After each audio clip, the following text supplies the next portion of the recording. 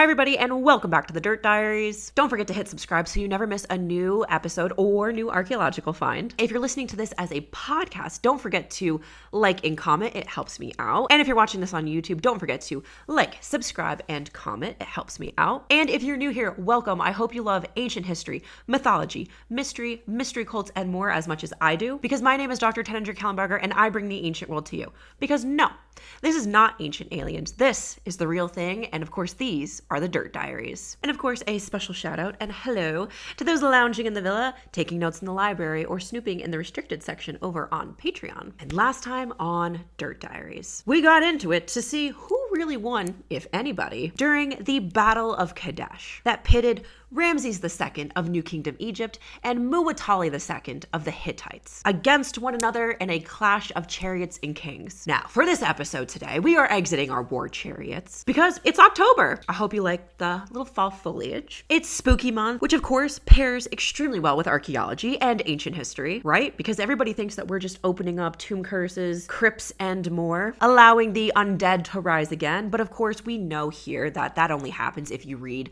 the Book of the Dead out loud at Hamunaptra. So yes, it's October, which is my favorite time of the year. Of course, my husband and I had our wedding last year on Halloween. And of course, while my mom was giving her Mother of the Bride speech, the hotel we were having it at in Mexico had a whole haunted house, and everybody was screaming behind her as my mom is getting choked up about, me getting married. And it was a monster mash and a graveyard smash. So in honor of October and the beginning of spooky month, we are starting with a favorite tomb of mine. And yes, we will be having 3 episodes this October.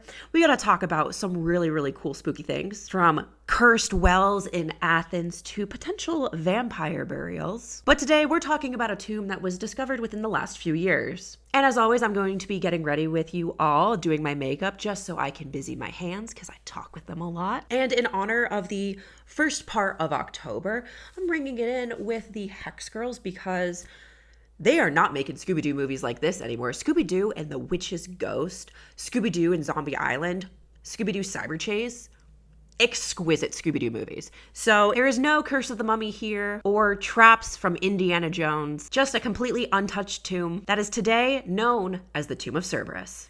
Now, back in 2023, archaeologists who were working near Naples, of course in Italy, made a discovery of a lifetime. And yes, because it is October, I thought I'd break out some little devil horns today. And well, these archaeologists who were working here, well, they stumbled upon a discovery of a lifetime, because during their excavations, they actually stumbled upon an untouched chamber tomb that had not been opened in about 2,000 years. Now, I say about 2,000 years because there are actually some reports that denote that the tomb actually dates to 2,200 years ago, but between 2,000 and 2,200 years ago, you all might be like, well, that's, on par with, what we can say and everything. True, but 2,200 versus 2,000 years ago is actually quite a different time. Because in that 200-year period, we actually get a change, really, from the late Roman Republic to Imperial Rome. That's a major difference, which ultimately could reflect the iconography and deliberate choices that we see in this tomb. And this chamber tomb was actually discovered over 100 miles outside of modern day Rome today, just outside of Naples itself in San Giuliano. Now, there has been some archaeological work going on in the San Giuliano region for quite some time, in fact. Previous excavations were actually done around the Campi Flegrei volcanic area, and excavations in this area actually revealed quite a bit of Roman burials, including cremation burials, and these burials were actually dug over for centuries. So quite a bit of time that these ancient peoples were using this area to bury their dead. Now,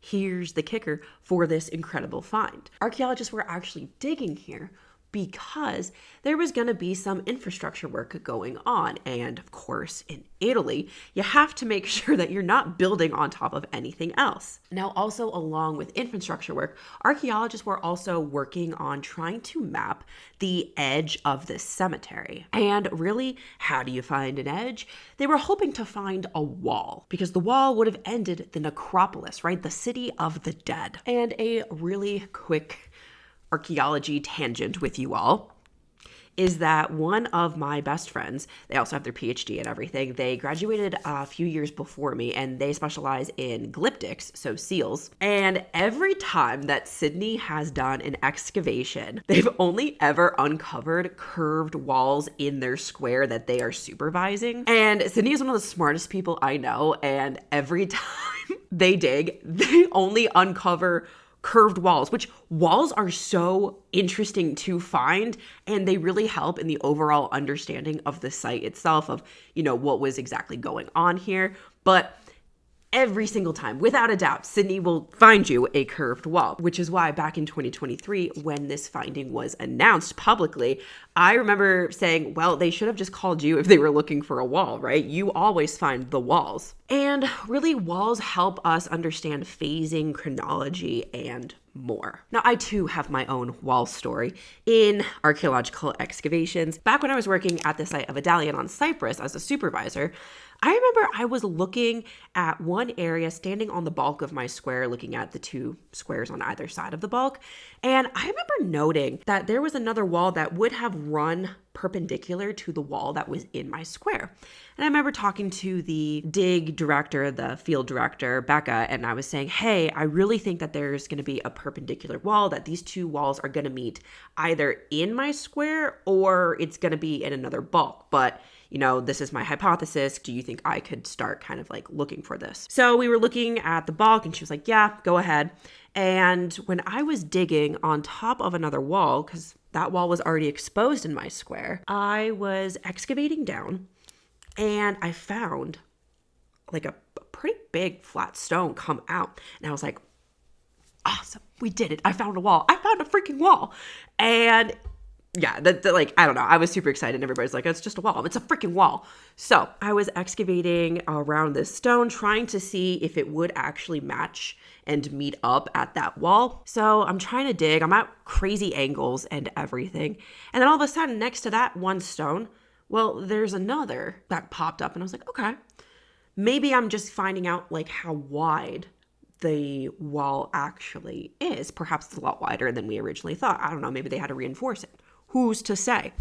So I start finding more and more rocks coming out that don't make a perpendicular wall. But what I did find was a parallel wall to the current wall I was working on. And at most, it was usually about 6 inches from the other wall. Sometimes it went down as 4 inches and everything. And it was just an earlier wall. So I was trying to dig down between the two walls in that 6-inch little area, trying to figure out if I could get a date on this so that I could figure out, you know, is there a foundation trench? Is there anything like this? What can we do? More and more of this wall just started coming out to the point where I was actually excavating, not with my little patiche, not with my trowel. I was actually working, not with cute little brushes, with dental tools, with little dental picks to try and delineate this freaking wall that was just, it was truly insane that I found a wall and it was like, oh, awesome. Where does it connect? And I remember going back to Becca and saying, that's the fun part. It doesn't. That's the best part, is that it doesn't connect. It simply just runs parallel. But yeah, walls are really, really fun and interesting in archaeology, and we need them. So yes, it's definitely understandable that the archaeologists working at this cemetery really wanted to find the edge, the wall of the necropolis.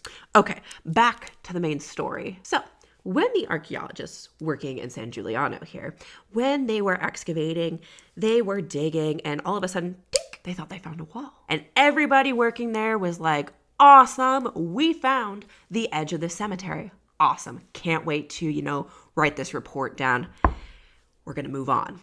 Job well done, everybody. We found that wall. Now we can map the hell out of this cemetery. Awesome. Every archaeologist's dream. But when they were actually digging down the wall to get phasing, chronology, possibly foundation, well, they kept digging down and down and down. And if you're watching on YouTube, you can actually see how deep it is. Well, they came across a massive tufa stone slab that was blocking what appeared to be an entrance into a tomb. And on the outside, there were still tiles around this stone slab. So while not a wall, this in fact turned out to be a massive stone-cut chamber tomb that had multiple niches for different inhumations and different burials. And so the archaeologists, well, they remove the two-frost stone slab and they begin to make their journey inside. And this, my dear friends, is where we get the beautiful and incredible frescoed artwork that is still preserved today. And yes, we will be diving into all of the artwork. And not only on the inside did they find artwork,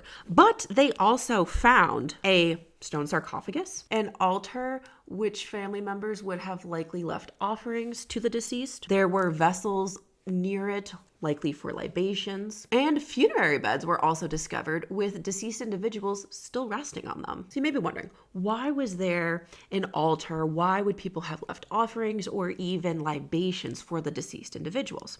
Well, I'm so glad you asked. Now, this could have been done right as the family members were closing up the tomb. They could have been, performing little funerary rites and rituals for the deceased individual to help them cross over to wherever they believed that they were going to go. But also in ancient Rome, both in imperial and in the Roman Republic, we get a few celebrations of the deceased that were performed. Why? Well, it's because if you didn't honor your deceased family or your ancestors and, go to their tombs, graves, and leave them offerings, well, they might get a little hissy puffy and these shades would actually come out.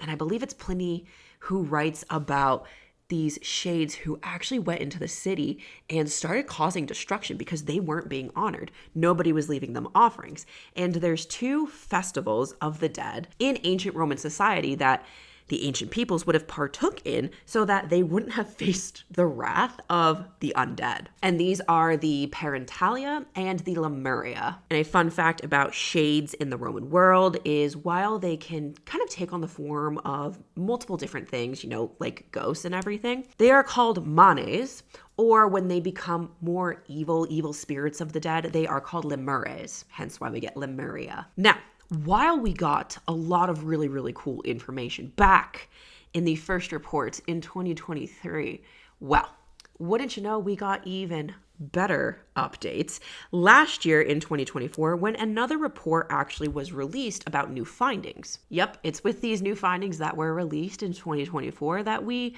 as archaeologists and scholars, are able to slowly but surely piece together the past one find and artifact at a time. Now, one of these new announcements that came out last year revealed that a deceased individual was actually buried with a burial shroud on top of them, which is so cool. And that next to this deceased individual with a burial shroud, well, they were found to have little perfume bottles and ointment containers next to their remains. And you might be wondering, well, how did they figure this out? Well, these findings actually came from inside the sarcophagus. But no, before you ask, they did not rip open the top of that sarcophagus to peek out what was inside. Nay, they don't do that. We'll get to why that is in a second. But archaeologists actually cracked open the top of the sarcophagus just a bit so that they could get a micro camera in there to see what the heck was going on. And you may be wondering, that's really great that, they were able to get a micro camera in there, but why wouldn't you just open up the sarcophagus and take the top off?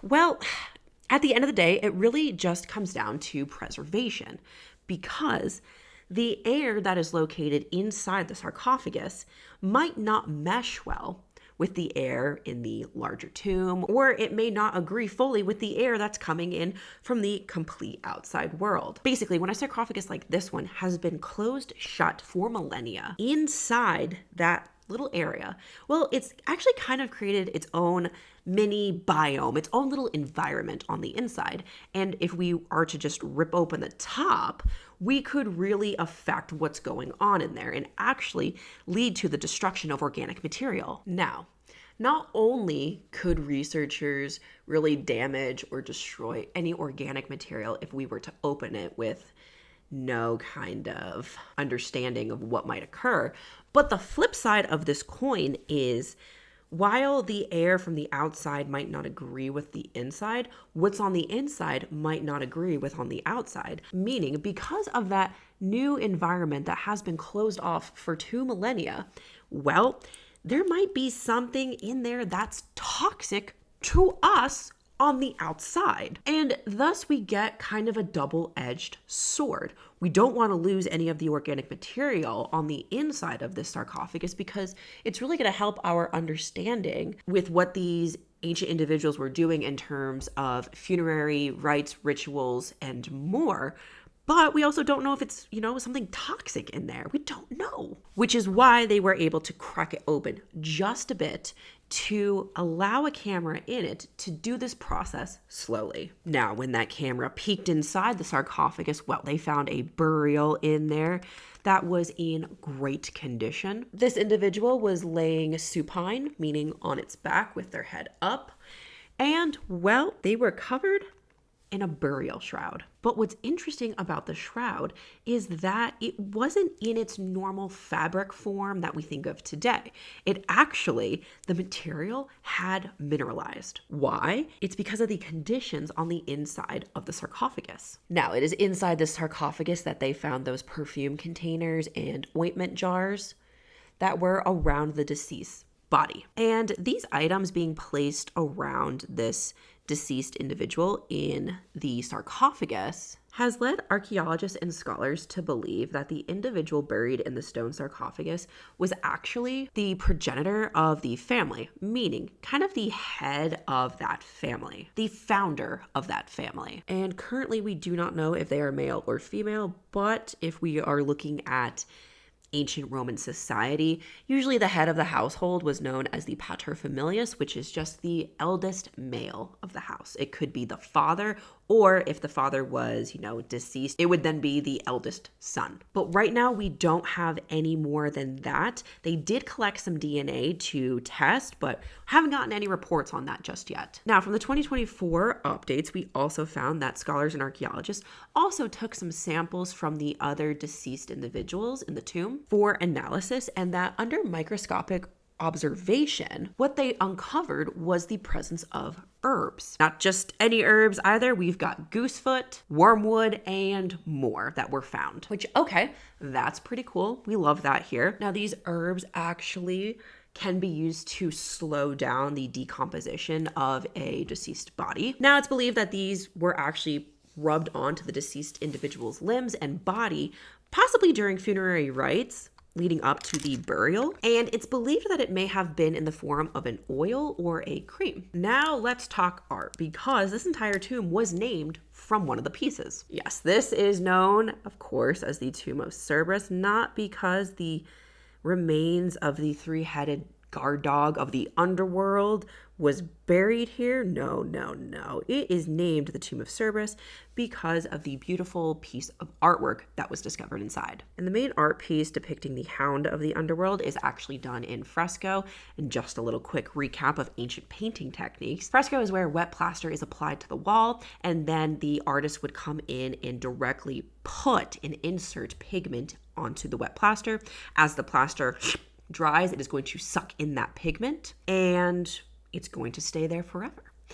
Tempera, on the other hand, comes about a little later. It really becomes more popular in the Roman Empire during the 3rd century CE, when fresco kind of, fades out in preference. And tempera is different than fresco because tempera is kind of a little bit more on par with how we paint our houses today, where you can, just go up to your wall, get your bucket of paint, and start painting directly on it. Tempera is interesting because we don't have any wet plaster that you have to instantly put pigment onto. No, tempera, you are using pigment and mixing it with a binder, usually egg yolk, and then using that to paint directly on wherever. The downside of tempera is, over time, that paint, let's say you did just a line, that line could actually chip off over time as compared to fresco. But moving on, because the scene that shows Cerberus is not the only cool mythological scene that we see in this tomb that is beautifully preserved. In fact, we have a whole mythical party here. We have individuals from the Greek pantheon here, some of which are pretty pretty uncommon to see both in mythology and depicted in art. First up in the uncommon category are the pair of ichthyocentaurs. Yes, that is a bit of a tongue twister, especially when you see how it's spelled. So let's talk ichthyocentaurs. Get your bestiaries out, because ichthyocentaurs are sea creatures. And ichthyocentaurs have the head and torso of a man. They then have the front legs of a horse, and then they have a rump of a fishtail. Yes. And actually, researchers and scholars have pointed out that this pair depicted in the tomb may be a representation of Aphros and Bythos. And Aphros and Bythos are actually a pair of sea gods. More specifically, Aphros is the personification of the sea foam, and Bythos is actually the personification of the sea depths. Now, what's kind of a fun fact about Aphros is Aphros actually lends his name to Aphrodite. Why? Because she was born of the sea foam. And yes, in mythology, it is said that Aphrodite was born on the coast of Cyprus. And there's actually 2 places in Western Cyprus that claim to be her birthplace. I have been to both. One is at a beach on the west coast of Cyprus, where the local legend says that that is exactly where she would have washed up and walked out. And the other is actually at her sanctuary, which was a massive pilgrimage site to her back in the ancient day and time, and that is actually located in Paleopaphos, which is Old Paphos, specifically in the village of Kuklia. Now, normally in artwork, if we are seeing specifically the ichthyocentaurs, Aphros, and Bythos, well, we can denote that it's them because they have cute little lobster claw crowns. But here we don't see the crowns present.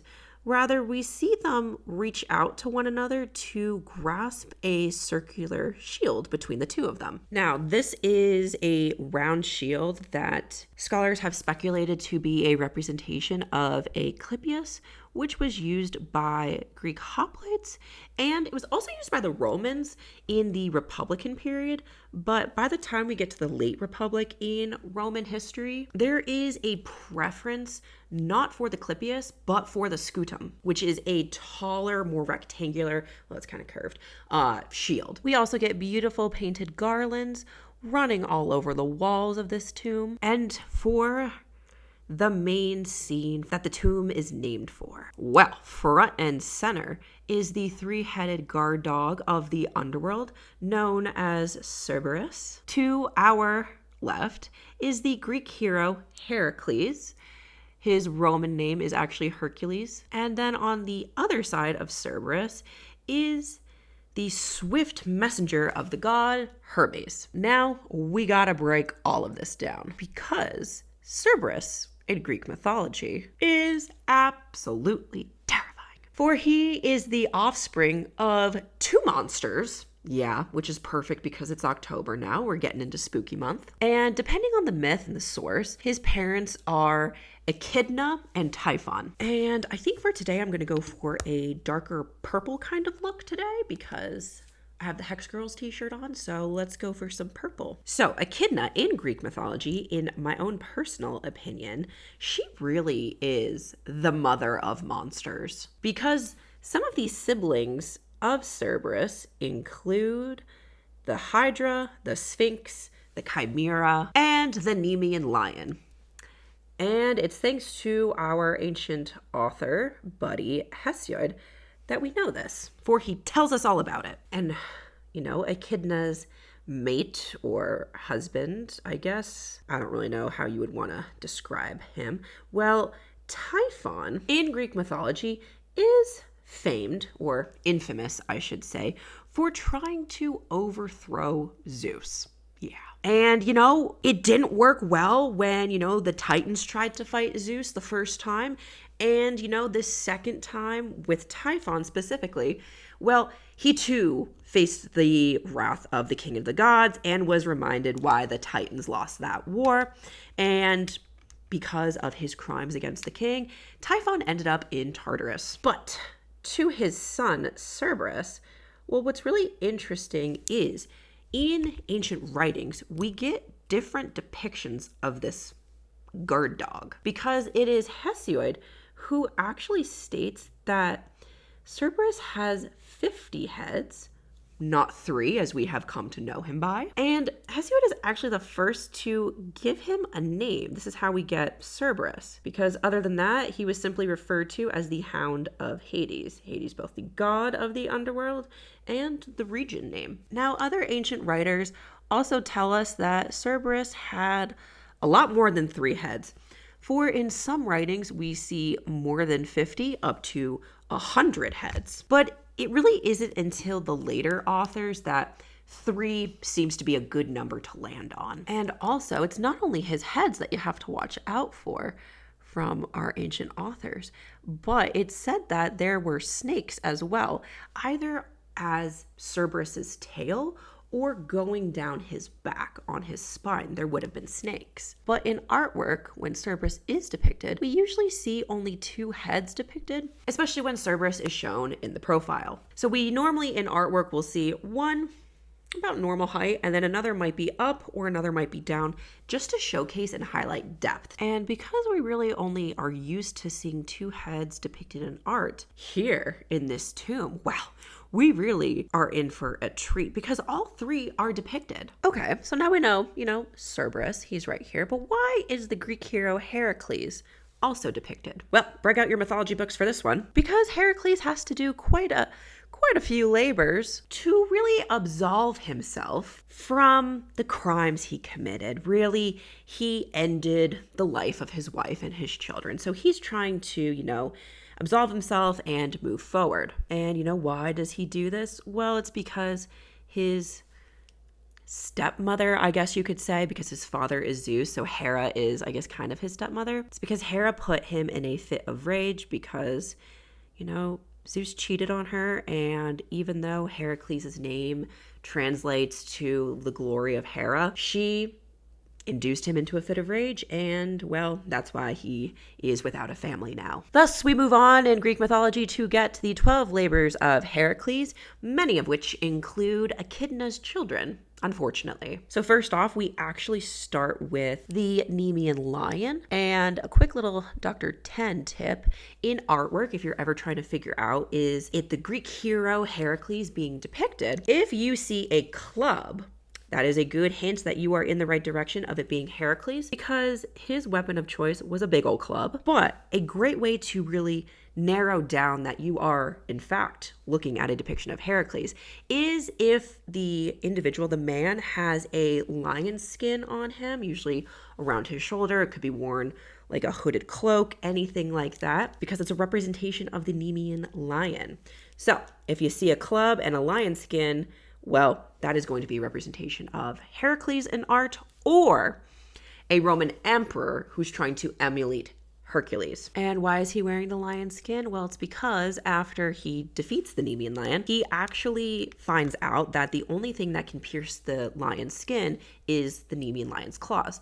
So he uses the lion's claws to skin the creature, and he actually uses the skin as almost defensive armor on him because nothing can pierce it. So after the Nemean lion, then we move on in his mythology. Then we move on to the next quest, which is to slay the Hydra. Then it is to capture the hind of Artemis. Next up after that is to capture the Erythmanian boar, slay the Stymphalian birds, capture the Cretan bull, which this is not the Minotaur. The Cretan bull in this context is the father bull of the Minotaur. In fact, Heracles' cousin, Theseus, would slay the Minotaur. Then he's got to steal the mares of Diomedes. He has to obtain a belt from the Amazonian queen Hippolyta.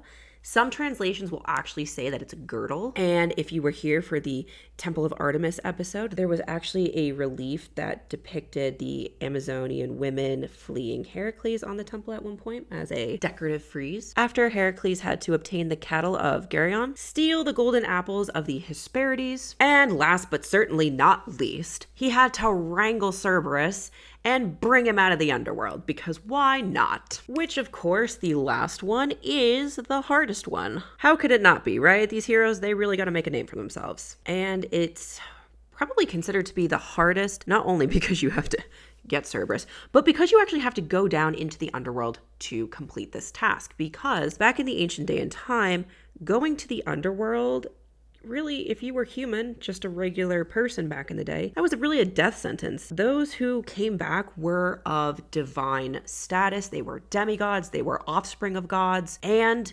yeah, we really don't see it turn out great for anybody else. And to put Heracles in a larger mythological chronological order, if that helps anybody out, is Heracles, and he's doing these 12 labors. He's completing all of this before the Trojan War. He's getting all of these labors done before his father Zeus decides to play human chess with the Trojan War. Heracles is around the same time as the Argonauts and Theseus, and they are about a generation and some change before Troy. So, how does one waltz into the underworld? Well, that's exactly what Heracles did here. And this time specifically, it's because he has some connection to somebody on the inside. That's right. Ladies and gentlemen, the queen of the underworld, Persephone, is actually the half-sister to Heracles. Yes, through their father, Zeus. They do not share the same mother. The mother of Persephone is Zeus's other sister, Demeter. So, as queen of the underworld, she's able to hold some sway with her husband, Hades. So, Heracles, he respects the hierarchical order, and he really just kind of goes up to the king of the underworld and says, I'm in a bit of a pickle with a mortal king right now. Would you mind if I borrowed your dog? Which I can respect. He's not trying to trick Hades. He's not trying to trick a god. He knows better. He's just like, pretty please, I'm in a bind. Help a guy out, king of the underworld, for I am also your nephew. Yeah, the Greek mythology family trees is like family bushes and a family wreath all in one. So Hades actually agrees to this on one condition, that Heracles does not use any weapons when he goes to capture Cerberus, which at first I was like, aw, he cares about his dog. And then I thought about it some more and I realized that, well, the Greek gods love to see how strong heroes are, so that's probably part of it. And because Cerberus really works for the king of the underworld and ensures that none of the shades down there escape, so he's really kind of a bouncer for the underworld. So because he works for the king, yeah, I can see why he's asking Heracles to not use any weapons. So Heracles actually agrees to all of the terms and conditions and then goes further down into the underworld to get Cerberus. And Heracles at this point, he's already taken care of the Nemean lion, so he has the lion skin on him, which again is basically armor. And he's prepping for his imminent battle with the guard dog of the underworld. And he's psyching himself up. He's getting ready. He's going to be the Greek hero. And then he launches himself to grab Cerberus and a tackle. Love this for him. A bold move on Heracles' part, but what are the Greek heroes if not bold? Shockingly, Cerberus submits to him. Now, he's not just trying to grab onto Cerberus, but he also is facing all of the thrashing snakes that are either lining the back of Cerberus or are on Cerberus's tail. So as he's fighting this dog and his multiple snapping heads, he's also getting bit by the snakes, especially in the areas that the lion skin just doesn't cover. So once Cerberus yields and the head stops snapping and the snakes stop biting, well, he's actually led out of the underworld, and thus his 12th labor is complete. And this story of Heracles bringing up Cerberus to the mortal realm, well, this is actually one of the most famous stories that would have been used at ancient sites where necromancy would have been performed. Now, why would ancient necromancy sites be using this story?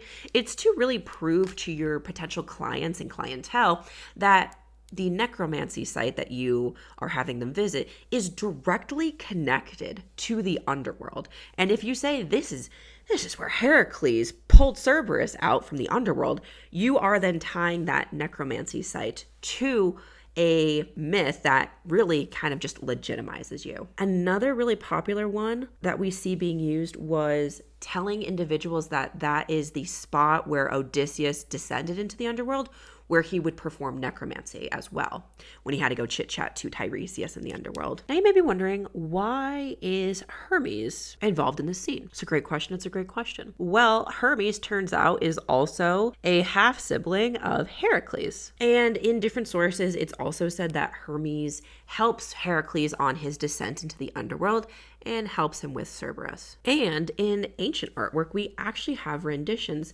that show Heracles, Cerberus, and Hermes all in one. So it's really, really cool that we get another iteration of that scene here. So let's break down Hermes, whose Roman counterpart is Mercury. So Hermes here actually is holding out a wand, which may be a simplistic representation of the staff that he normally carries, which is known as a caduceus. And a caduceus is really just a staff that actually has two intertwined snakes going up it. Not to be confused with the staff of Asclepius, the son of Apollo, where it is just a staff with a single snake around it. And in artwork, Hermes is, usually found being depicted wearing a short chiton and even having a cloak either worn completely around him or draped over a shoulder. So what we see here with Hermes is completely on par with his traditional iconography. Now, of course, while Hermes is famously denoted in artwork with the presence of his winged sandals,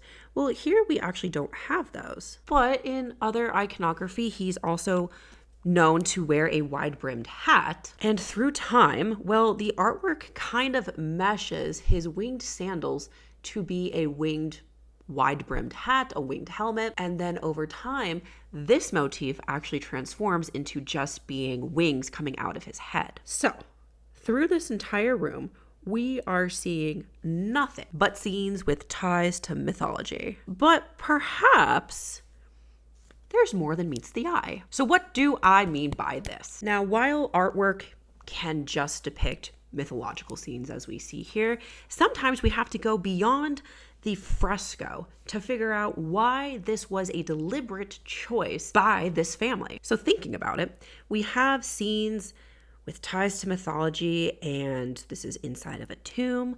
We have a sarcophagus, and we also recently were updated with the findings of herbs that may have been part of funerary rites and traditions. Okay.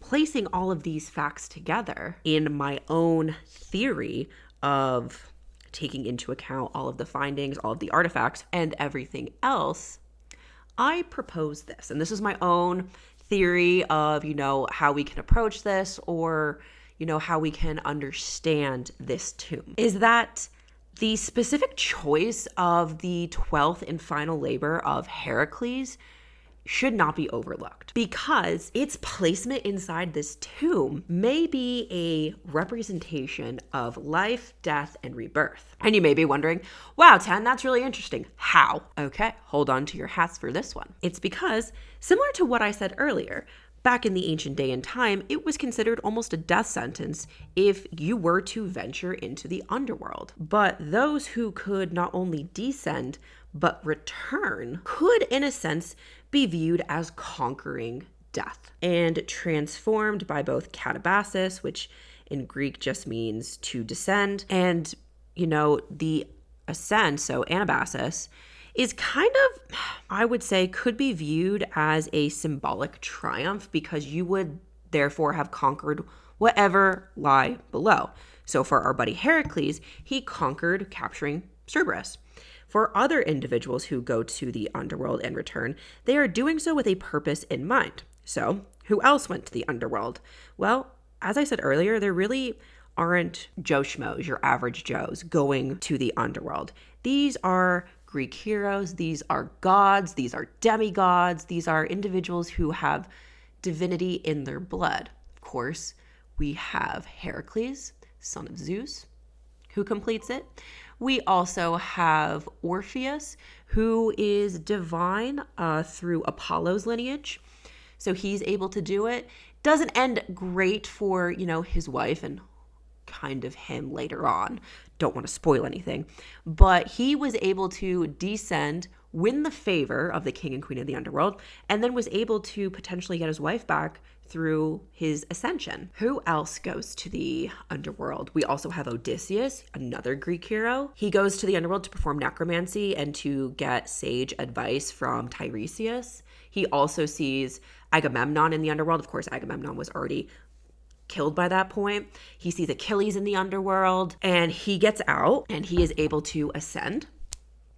Who else goes to the underworld? Dionysus in Greek mythology is able to descend and ascend. In many ancient writings concerning Dionysus, he is actually descending into the underworld to rescue his mortal mother, Semele. In other writings, his mother is Persephone. But already we are seeing gods, demigods, and Greek heroes really are the only ones who are able to go down, and not only just go down, but come back up. Now, taking this a step further, if you listened to the Ancient Initiation episode where I dove into the Villa of the Mysteries in Pompeii to talk about a possible initiation scene into the cult of Dionysus, if you recall, the themes of life, death, and rebirth are central tenets in mystery cults of the ancient world. We see this within the cult of Dionysus. We also see this in the mystery cult of Persephone and Demeter, which is known as the Eleusinian Mysteries from the site of Eleusis. We also see it in other mystery cults, mystery cult of Cybele, the mysteries of Isis, cult of Mithras, all of this kind of stuff. These are central components into mystery cults. And we even have hero cults in the ancient world, including that of Heracles. We also have the hero cult of Hercules in Rome as well, that traces its lineage all the way back to Romulus actually leaving an offering. So what I'm saying and what I'm hinting at, let me finish my lips. So here, this may be more than meets the eye. This may have so many different layers behind it as to why this family chose these different mythological scenes to include in their rock-cut chamber tomb. Because here in this funerary art, we may be seeing different themes surrounding life, death, and rebirth. And the aspect of rebirth or conquering death, in a sense, really fits beautifully with incorporating it into a family tomb. And that you and your family would end up in, hopefully, fingers crossed, if you're a part of a mystery cult, part of the best outcomes, which is the Elysian fields for the best of the best. And this is some really deep, thoughtful, mythological funerary art that we are seeing here. That really makes you want to dive deeper into the realms of life, death, and rebirth, mystery cults, funerary art, and more. And it's artwork like this that I truly love to examine and re-examine and have different theories and hypotheses as an archaeologist, as an art historian, because not every type of funerary art or even art that has ties to being part of Memento Mori in the Roman Empire is always this serious. Sometimes we get some whimsical ones as well, especially if we look at the finding of a mosaic floor from a villa in Turkey. It was discovered back in 2012, and we see a little skeleton figure. He is surrounded by bread and wine, and he's leaning back, and he holds his arm up with a cup in a cheers position. And the inscription next to him says, "Be cheerful, enjoy your life." Kind of the ancient, you only live once. And because we talked about Cerberus, one of the gatekeepers of the underworld, and who he is, how he's represented in art and mythology, all of that kind of fun stuff today, I want to leave you with a fun little tidbit from Roman society, and this concerns dogs. So, in the ancient Roman world, dogs were seen as apotropeic. Apotropeic in the ancient world really just means that you were able to avert the evil eye. The fear of the evil eye getting you was real. So if you've ever been to Pompeii, you may have seen the famed threshold mosaics where we see black dogs depicted. And in some of the ones that have inscriptions on it, the inscription translates to basically beware of dog. Now, there are many ways to avert the evil eye in ancient history. One of them is loud noises. And what do dogs do? And I ask my students this each and every semester. What do dogs do when a car drives by, when somebody on a bike bikes by, when somebody walks by your house, when somebody knocks on your door, when DoorDash is there ringing your doorbell? What do dogs do? They bark. They alert you that something is there. So these ancient Romans were using depictions and imagery of dogs back in the ancient world as averters of the evil eye.